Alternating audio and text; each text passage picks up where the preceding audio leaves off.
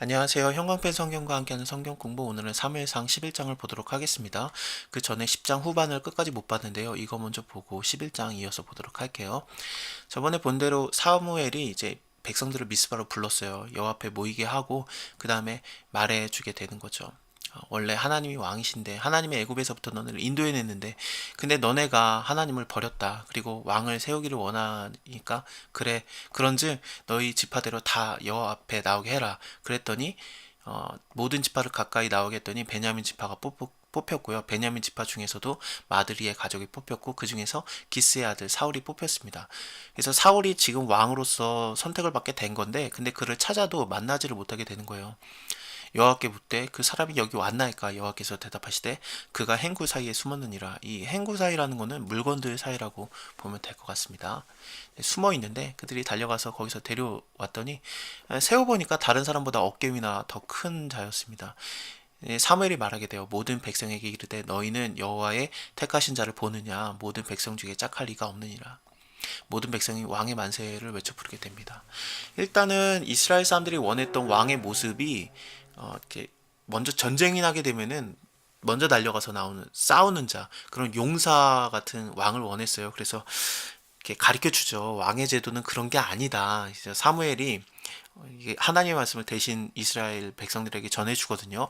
왕의 제도는 그런 게 아니라 세워지게 되면은 너네 아들들을 다 뺏어가서 이렇게 군대에서 이제 일하게 하고 그리고 딸들을 뺏어가서 막 이렇게 많은 일들을 시키게 하고 세금도 많이 걷게 되고 그리고 포도원에서 나는 것들 제일 좋은 거 그것을 너희에게서 뺏어다가 왕의 신하들한테나 주고 그렇게 된다. 아무리 너네가 나중에 부르짖어도 그거 돌이킬 수 없다. 그런 식으로 왕의 제도를 가르쳐 줬는데 이스라엘 사람들은 어쨌든 뭐 하나님이 왕이심에도 불구하고 우리는 다른 나라처럼 왕이 있었으면 좋겠다. 계속 원했었습니다. 그래서 좀 용사 같은 그런 왕을 먼저 원했던 거죠. 왕궁에서는 그런 왕을 원했던 거는 아직까지 그런 개념이 잘 없었던 것 같아요. 근데 어쨌든 서보니까 키도 더 크고 사울이요 용사 같잖아요. 너무 키가 커가지고 나중에 다윗이 그 골리앗하고 싸울 때 이제 그 갑옷을 사울 왕이 입고 있던 왕의 갑옷을 다윗한테 입혀보거든요. 근데 너무 커서 좀 시도를 해보다가 다윗이 그냥 아예 불편하다면서 벗어버려요. 그리고 맨몸으로 나가서 싸우게 되는데 어쨌든 키도 큰 그런 용사의 모습입니다. 또 잘생겼잖아요. 구장 봤었죠? 잘생긴 그 기스의 아들인데 기스 자체가 유력한 자다 나오면서 좀 권위가 있고 굉장히 좀 지위가 높았던 그런 자의 아들이 사울이 되는 겁니다. 도련님이에요. 그리고 또 뭐 믿음도 좋은 것 같고 그리고 남도 배려할 줄 알고 그리고 효심도 있고 부지런한 것 같고 여러 가지 좋은 모습을 우리가 구장에서 봤었습니다. 그를 딱 보면서 이제 백성들이 왕의 만세 이렇게 외쳐 부르게 되는 거죠. 사무엘이 나라의 제도를 백성에게 말하고 책에 기록하여서 여호와 앞에 두고 모든 백성을 각기 집으로 보내었습니다. 사울도 기브와 자기 집으로 갈 때 마음이 하나님께 감동된 유력한 자들이 그와 함께 갔는데 아마도 좀 용사들을 말하는 것 같아요. 그래서 사울과 함께 갔던 것 같은데 근데 어떤 비류들은 가로되 이 사람이 어떻게 우리를 구원하겠느냐 하고 멸시하며 예물을 드리지 아니하니라. 그러나 그는 잠잠하였더라. 아직까지는 굉장히 좀 겸손한 모습을 갖고 있습니다. 이 비류라는 거는 히브리어로 보면은 뭐 무가치한 자들, 필요 없는 자들 뭐 그런 식으로 볼 수 있습니다. 어쨌든 이 사람들에 대해서 이제 죽여라라고 이제 11장 끝에 나오게 돼요. 근데 백성들이 사무엘에게 이르되 사울이 어찌 우리를 다스리겠느냐 한 자가 누구니까 그들을 끌어내소서 우리가 죽이겠나이다. 근데 사울이 가로되 이날은 사람을 죽이지 못하리니 여호와께서 오늘날 이스라엘 중에 구원을 베푸셨기 때문이다. 이런 식으로 말하면서 말리거든요. 이 비류들을 말하는 것 같아요. 자, 이게 무슨 일이 있었는지 한번 보도록 할게요.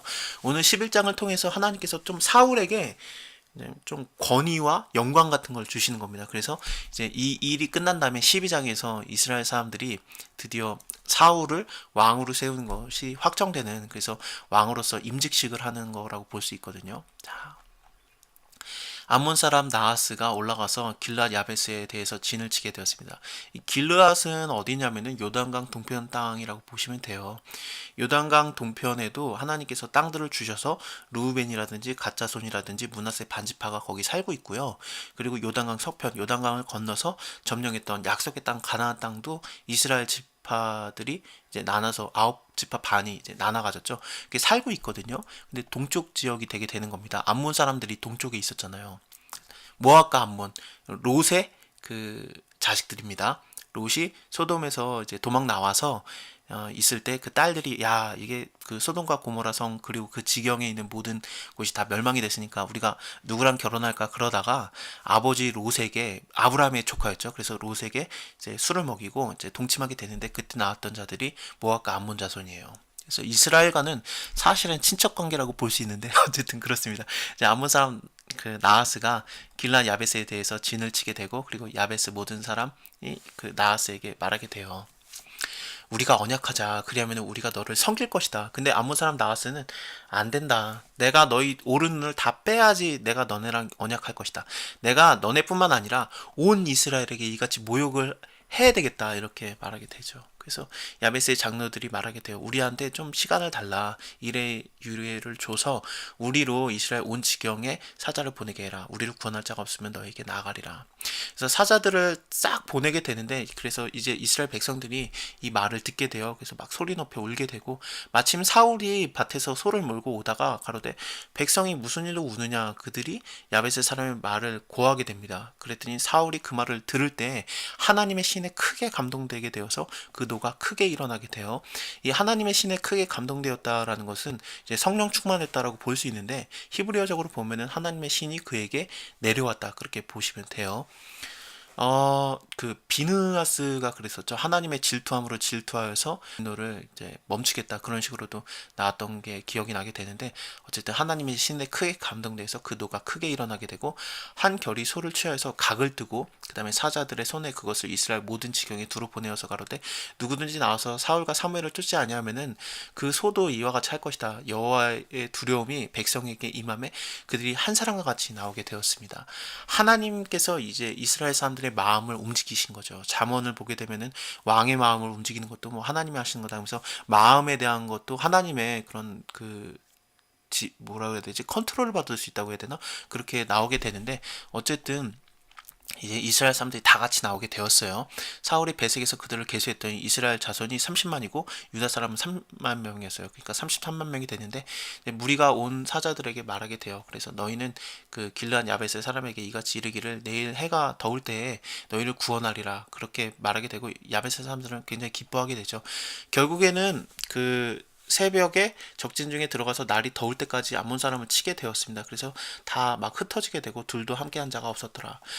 완전히 사울 때문에 지금 이스라엘이 좀 이긴 것 같은 그런 모습이 보여지게 된 겁니다. 이스라엘이 또 원했던 왕이 뭐였습니까?